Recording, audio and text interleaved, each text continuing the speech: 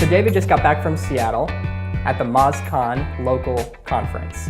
And so we're gonna spend some time picking his brain today and go through his biggest 5 takeaways from the conference. First, David, if you don't mind, just let's run through those first 5 and then we'll dive in a little further from there.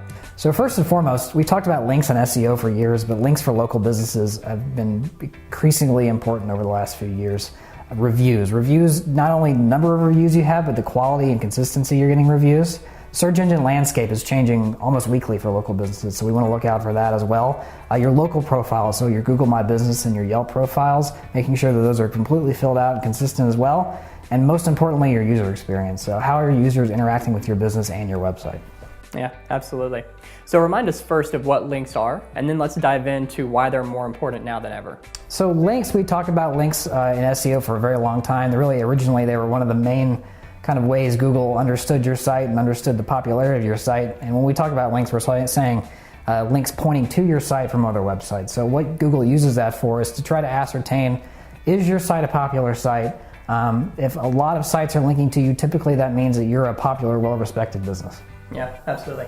And in what way is the search landscape changing that we need to be aware of? So in the same way that Google uses links to determine if your website is a quality website, they're also looking for other methods to determine if you have a quality website. So one of those is reviews right now. And we've talked about reviews, and we're going to continue to talk about reviews, but using that data to determine if a website is popular within a community.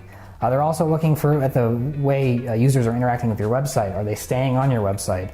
Are they leaving immediately after they come on your website? So kind of factoring all those in together and continuing to try to identify new ways that Google is going to try to determine if your website is a quality website or not is the most important thing there.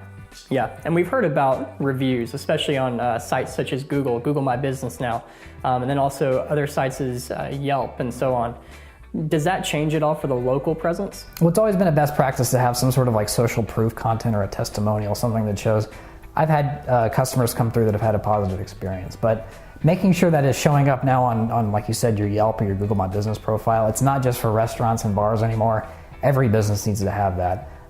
Google is using that information to rank websites accordingly based on not only the number of reviews they have, but are they getting them consistently? So maybe you had 50 reviews that were put on your website 5 years ago. Well, you're probably going to start to lose edge there unless you continue to promote reviews. So either that's asking your customers for reviews or finding another way to help promote your business in the review platforms. Yeah, so if your local profile is so important, what do we need to be paying attention to?